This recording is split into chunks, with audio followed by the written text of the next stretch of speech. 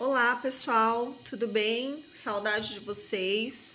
Eu gostaria de agradecer o esforço que vocês tiveram para estar ajustando junto com os pais, né, o convite, né, da Google Sala de Aula. E é isso. Bom, como vocês já estão trabalhando com os outros professores, né, porque hoje é a nossa primeira aula gravada, e vocês já estão então utilizando a plataforma, então como é que nós vamos trabalhar esse bimestre? Nós estaremos utilizando tanto o plural, né, como o Google Sala de Aula, como eu já havia falado para vocês. E como que vai funcionar, pessoal? Eu vou fazer 2 aulas gravadas, ensinando, né, passando para vocês o conteúdo bonitinho, né, explicando lá, né, marcando as páginas da apostila, enfim. E aí depois eu vou marcar uma live para vocês tirarem as dúvidas de vocês. Então, vamos supor, eu vou fazer essa aula de hoje. Então, vocês vão marcando aí as dúvidas que vocês vão tendo, para quando no dia da live que eu for marcar, né, eu vou fazer essa aula e mais uma outra aula gravada, e aí nós vamos sentar então para discutirmos os que vocês tiveram dúvidas. Nós vamos também corrigir algumas atividades, tá bom?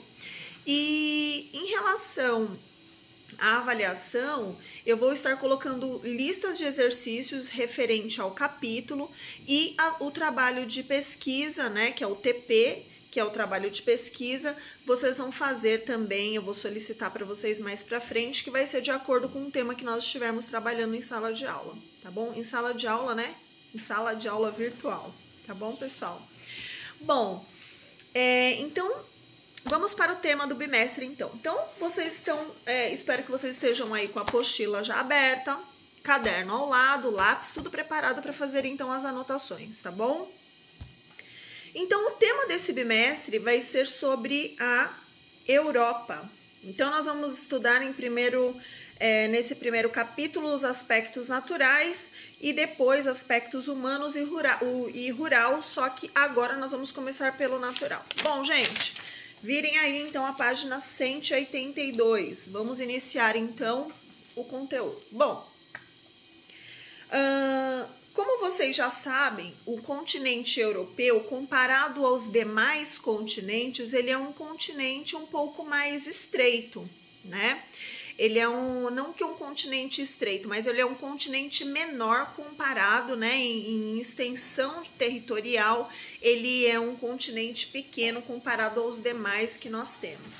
E qual que é a característica desse continente, né, de um modo geral aí, falando, né, já de extensão, ele é um continente que, se vocês observarem aqui no mapa, que ele possui o litoral dele é bastante extenso, né, a área litorânea dele é bastante extenso, mas se vocês pararem para observar, existem vários contornos irregulares, né, e isso vai se dar por conta da quantidade de baías, de mares, dos estreitos, né, dos canais estreitos, das ilhas que compõem aí as penínsulas. Então, é um continente cheio de detalhes, então, nessa questão. Bom, mas e aí? Vamos lá. Então, a gente já sabe, então, que o continente europeu, ele já tem essa característica, né? A localização do continente europeu aí que você vai estar dando uma olhada mesmo na página 182. Então, ele vai se situar na sua maior parte, então, na zona temperada do norte. Por quê? Porque ele vai ficar entre o trópico de Câncer e o círculo polar ártico, né? Então, ele vai ter também um clima bastante variado e também uma vegetação, né, bastante diversificada, como nós já observamos anteriormente em outros estudos, né? Quanto mais diversidade de climas, você também vai ter uma diversidade de vegetação, tá bom? Então vamos lá, pessoal. Página 183. Então, quando nós falamos em relevo, né, vamos começar então pelo relevo europeu. Quando nós falamos do relevo, nós vamos eles são divididos em 3 partes. Então, nós vamos falar do norte, virem aí a página só para vocês, se vocês quiserem marcar. O norte, o centro, o sul, sudeste, né? Então, são essas 3 partes aí que nós vamos ver do relevo. Bom, por que então que é importante eu estudar o relevo? Primeiro, porque o relevo, ele vai, a influência do relevo, ela é muito grande em vários aspectos. Então, vamos lá.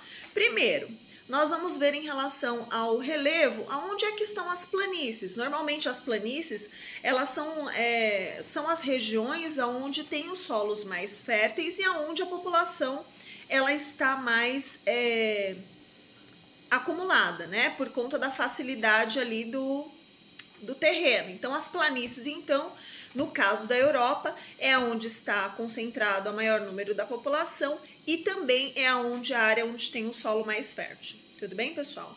E os rios também, né? Os rios, vocês sabiam que, depois nós vamos ver mais pra frente, mas os rios europeus, eles são muito importantes. Eles são um dos mais navegáveis do mundo, né? Os rios europeus, né? E eles são muito importantes para eles, tanto em termos de navegação, como também em produção de energia, que nós vamos ver.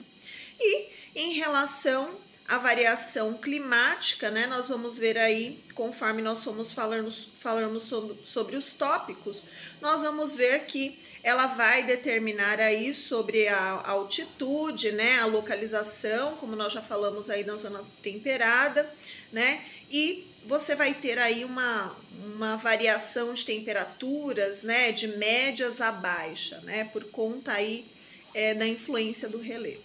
Bom, pessoal, e da localização também. Bom, até aqui espero que esteja indo tudo bem, certo? Então vamos começar então com as características da divisão então do relevo. Primeiro, pessoal, na região norte, né, nessa divisão aqui que está na página 183, qual que é o aspecto do relevo da região norte no continente europeu? Primeiro, eles são de baixa altitude. Por que que eles são de baixa altitude? Porque as rochas, elas já são mais antigas. Então, automaticamente, quando nós falamos que as rochas, elas são mais antigas, então nós estamos dizendo que eles já passaram, essas rochas, né, essas montanhas, elas já passaram por um longo processo de erosão. Então, automaticamente, elas são mais arredondadas, né? Então,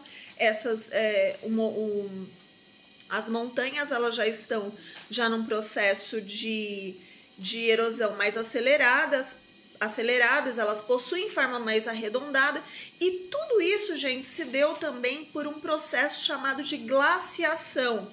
O processo de glaciação, ele vai influir diretamente no solo, no relevo, né? E o que foi esse processo de glaciação? Quem já assistiu aqui a Era do Gelo, né? Acho que todos já assistiram aquele desenho da Era do Gelo. Então, aquele desenho, pessoal, aquele filme, A Era do Gelo, ele vai falar sobre um período de glaciação. E esse período de glaciação foi um período onde houveram baixas temperaturas na Terra, né? E essa formação, essas baixas temperaturas na Terra, elas formaram grossas camadas de gelo, grossas, imensas camadas de crostas, né, de gelo, na verdade.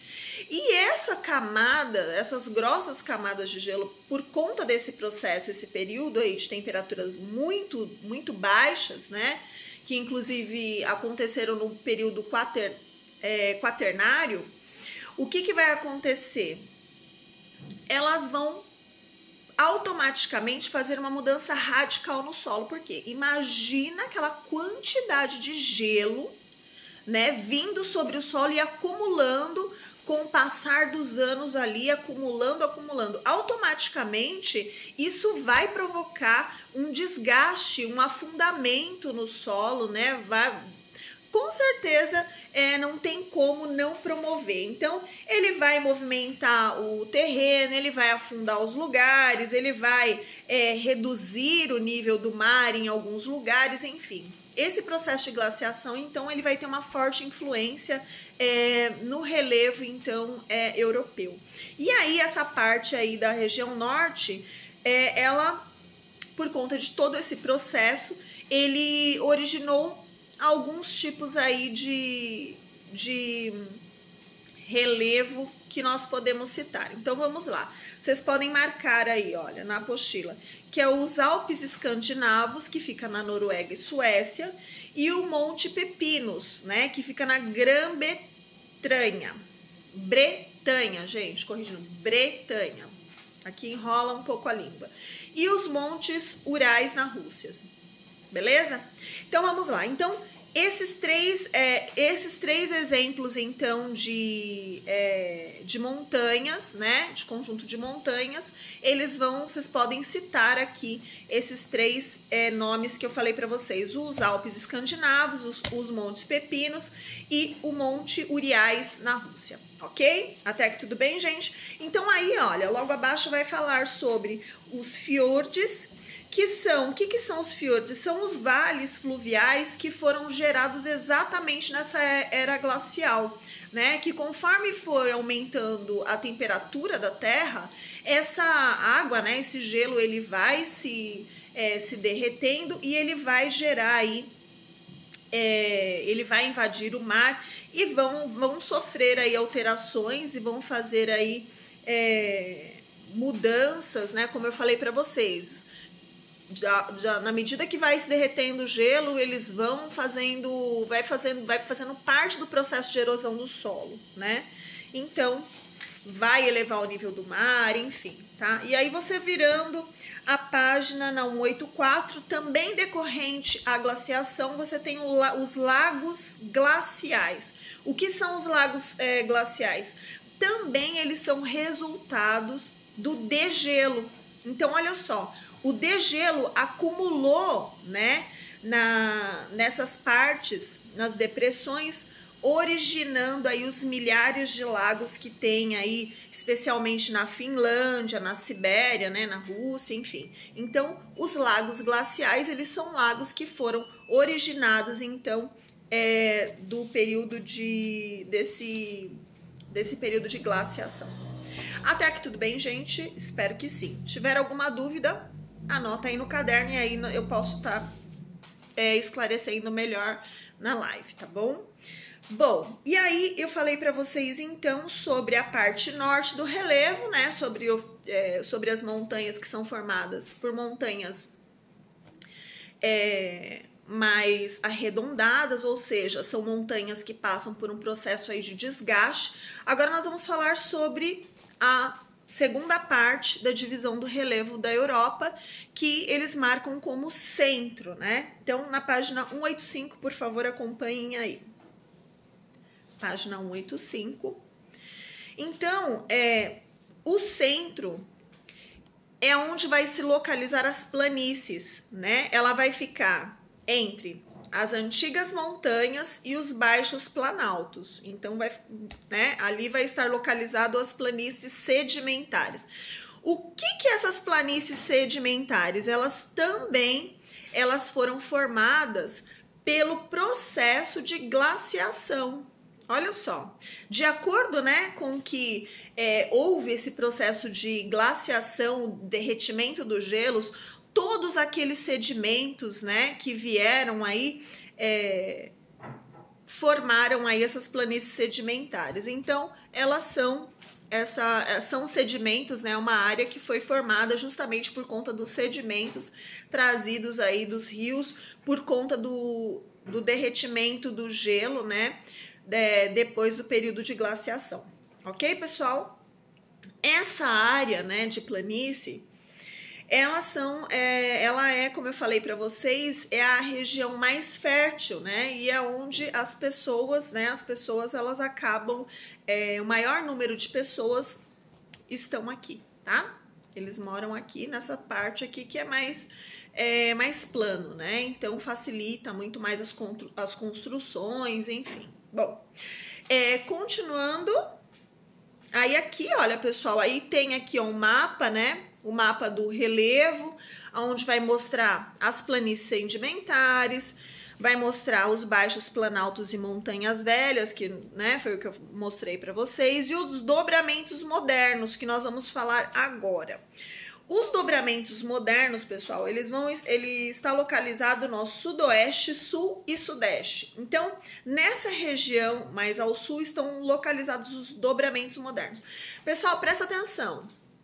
Quando nós falamos em montanhas velhas, né, nós estamos falando de montanhas mais arredondadas e que passaram por um processo de erosão, como eu falei para vocês, aqui na parte norte, né? Na parte norte. Agora, já na parte sudoeste, sul, sudeste, nós estamos falando sobre dobramentos modernos. O que são dobramentos modernos? São montanhas mais jovens, é ao contrário das montanhas lá da região norte que nós falamos das montanhas velhas. Então, os dobramentos modernos, elas são montanhas mais jovens, formadas no período terciário, né? E são montanhas mais altas, ou seja, elas passaram por um pouco menos de erosão, né? Passaram por menos, por um processo menor de erosão.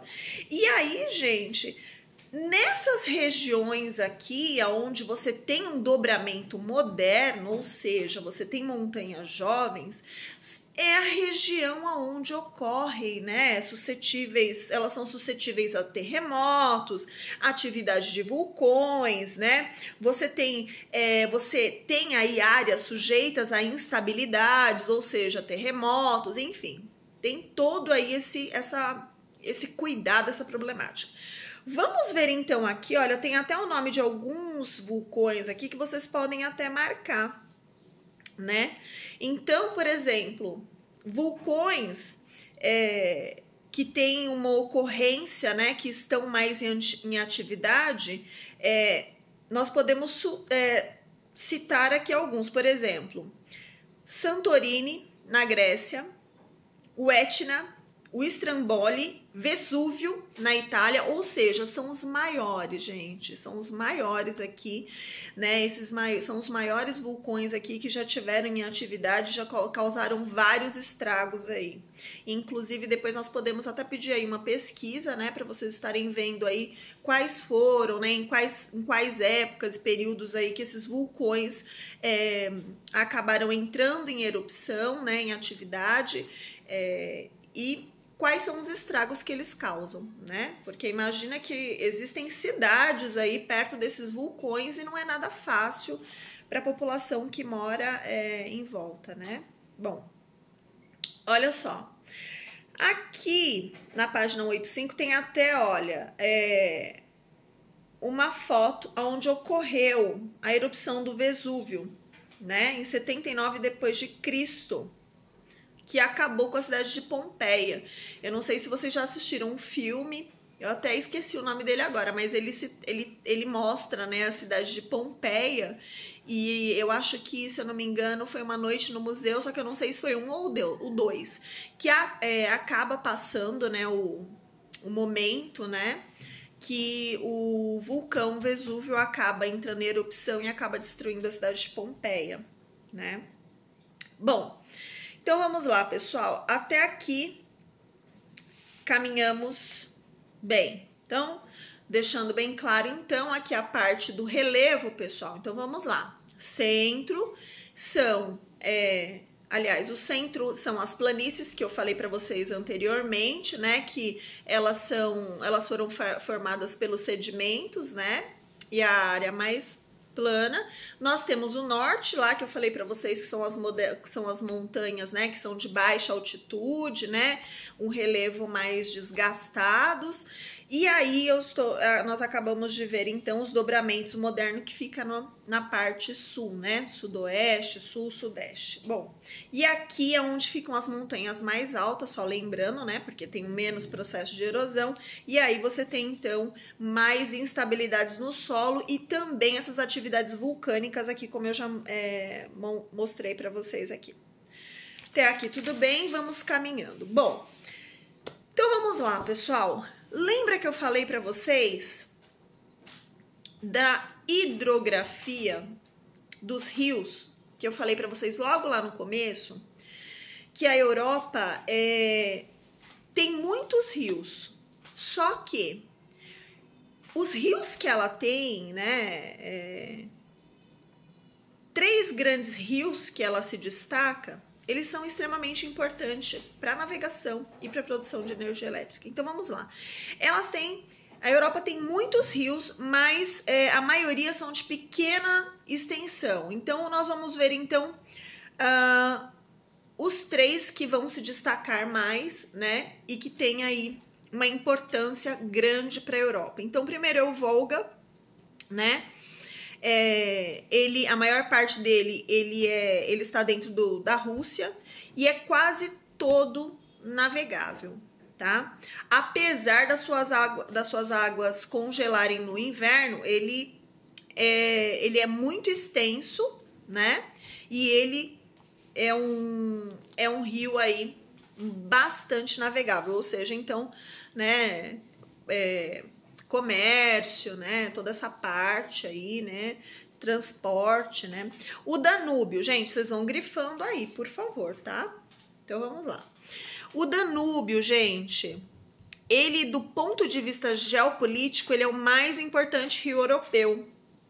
Por quê? Porque ele atravessa a fronteira de vários países, são 10 países ao todo que ele cruza as fronteiras, né? Então, ele desemboca aí no delta do Mar Negro e na fronteira entre a Romênia e a Ucrânia. Então, ou seja, o Danúbio, então, ele é o mais importante em relação à geopolítica, porque ele faz várias, né? Ele cruza aí em 10 fronteiras, né? Então, geopoliticamente falando, ele é o mais importante, né? O Reno, gente, marquem aí Danúbio, o Reno e o Volga, tá? O Reno, ele nasce nos Alpes suíços, né?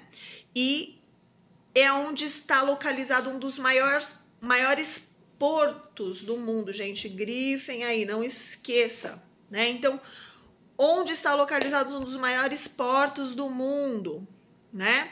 Apesar de não ser muito extenso, ele tem uma grande importância econômica. Por quê? Porque é onde está localizado o maior porto, né? Então, você tem aí uma grande importância aí no comércio, né, de entrada e chegada de mercadorias. Você tem também aí outras hidrovias, né, que são canais artificiais que integram as ferrovias, as rodovias, ou seja, então você tem todo aí uma importância sobre o Rio Reno relacionado, né, ao comércio, né, a receber as mercadorias, a distribuição de mercadorias. Então, isso é uma coisa que é bem importante da gente memorizar, tá? Ele é um dos mais navegados do mundo, então, por conta dessa questão do comércio, então, né, dessa importância dos portos, tá? Então, vamos lá. Até aqui, deixa eu ver. Então, quase então 70% dos rios europeus, então, eles são navegáveis, né? Agora, pessoal, vamos lá. Vamos entrar, então, no clima europeu, porque daí na próxima aula eu vou deixar para falar sobre a vegetação, tá bom? O clima europeu, pessoal, sabemos que o clima, ele vai variar de acordo com as alterações climáticas. E nós sabemos também que existem vários fatores que vão influenciar diretamente no clima. Então, vamos lá. Vocês lembram quais são? Vamos lá. Ó, vamos acompanhando. 187 vai falar da latitude, depois a altitude, maritimidade, continentabilidade, correntes marítimas e massas de ar. Bom, vamos fazer uma resumida então em tudo isso. Primeiro lugar, latitude. Vocês lembram o que é latitude? Latitude, pessoal, é a distância da linha do Equador. Então, o que vai acontecer? Aqui, no continente europeu, ao norte, vai ser um pouco mais frio, e ao sul, que vai estar mais próxima da linha do Equador, vai ser um pouco mais calor, né? E isso por quê? Por conta da inclinação dos raios solares, tá bom? Então, qual é o clima predominante, então, né? Aí, como eu falei lá no início do tema, é o temperado, tá? Justamente aí por conta, né, da localização, da latitude, ele vai ser temperado. Por quê? Porque ele vai sofrer influência, né, das massas de ar polares, né? E aí você vai ter todo aí esse clima temperado, né? E nós vamos ver também sobre outras influências que nós vamos ver daqui a pouquinho aqui nos tópicos que eu for falando. Bom, altitude, como eu já falei para vocês e nós vimos, né, em relação ao relevo, predominam as baixas altitudes. Lembra lá o que é altitude?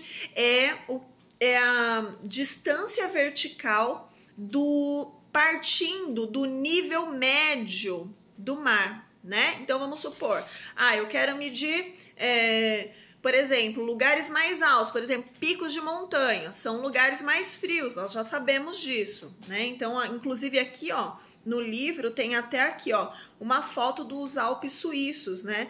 Aonde no verão, mesmo ele estando no verão, o que acontece? Mesmo a temperatura estando, né, mais alta no verão, né, no calor, a parte de cima sempre está com neve. Por quê? Porque tem uma grande altitude aqui nos Alpes suíços. Mas lembrando que quando se fala em altitude no relevo europeu, nós estamos falando de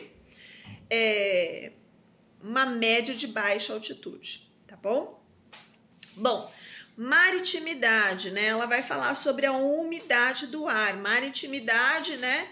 E a continentabilidade vai falar sobre as massas de ar, né? A massa de ar não, a umidade do ar que vem dos mares, né?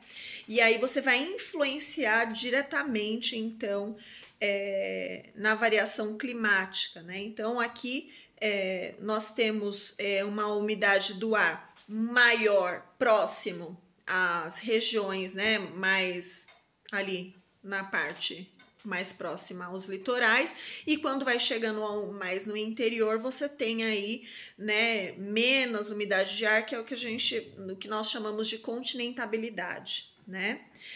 Correntes marítimas. Bom, corrente marítima, o que nós podemos falar de corrente marítimas, né? Olha só, nós temos a corrente do Golfo, que é formada por águas quentes, né, que são provenientes do Golfo do México, né, e a corrente do Atlântico, decorrente do Atlântico Norte, né. Então vamos lá. Ai, meu Deus do céu, perdi. Essas águas quentes que vêm do Golfo, pessoal, é que vai evitar o congelamento dos mares. E isso é que vai amenizar as temperaturas atmosféricas. Por quê? Porque se não há essa mistura de águas, o oceano, a maior parte dos mares ia ficar congelado. Só que vem aí essa quantidade dessa água, né, essa corrente marítima um pouco mais quente, né? Essas águas que vêm do Golfo, e acaba aí amenizando, fazendo com que os mares não congelem. Olha só que legal, né? Bom, vamos virar aí. O que vai acontecer, gente, quando você tem esse choque aí, né, dessas correntes mais quentes vindo para evitar o congelamento? O que vai acontecer? Esse choque de quente com frio, ele vai influenciar automaticamente nas precipitações. Lembram que são precipitações? Chuvas, né? É todo tipo de forma de água que cai do céu, seja granizo, neve, chuva, toró, tempestade. Então é isso aí, tá bom? Então ele vai alterar bastante na umidade e vai mexer com as precipitações, porque nós sabemos, corrente de ar quente com frio vai mexer aí nas precipitações, ou seja, vai aumentar um pouquinho aí a quantidade de chuvas, tá? E as massas de ar, olha só, página 190. Vamos caminhar hoje, então, até a 192. Bom, pessoal, então assim, massas de ar. A massas de ar quente, né, que são essas massas de ar quente, elas são provenientes do deserto do Saara, né, que vão fazer com que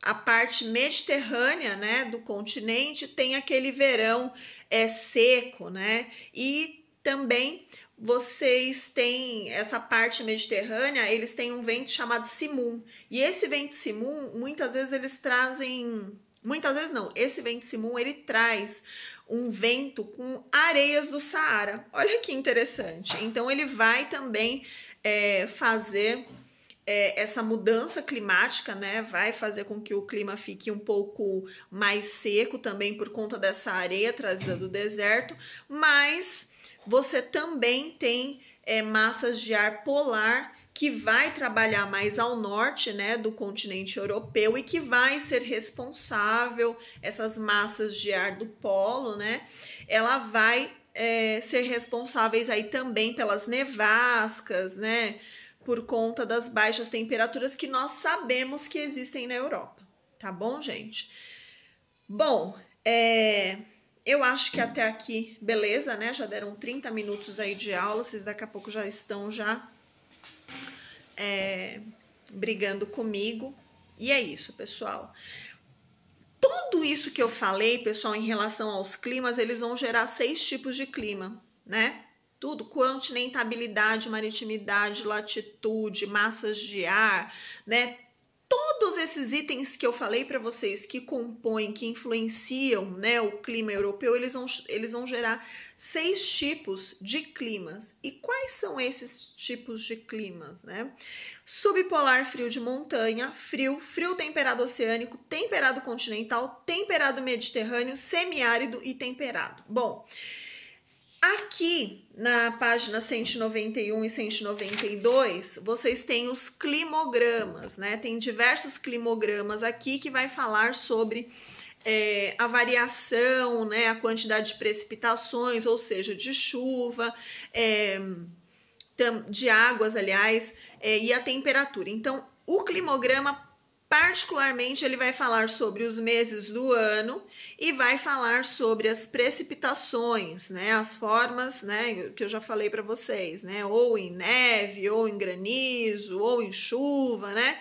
E do outro lado aí a temperatura. Então, cada um desses climogramas, ele vai representar aí para vocês a localidade, as regiões da Europa, né? Que atuam com esses diversos climas.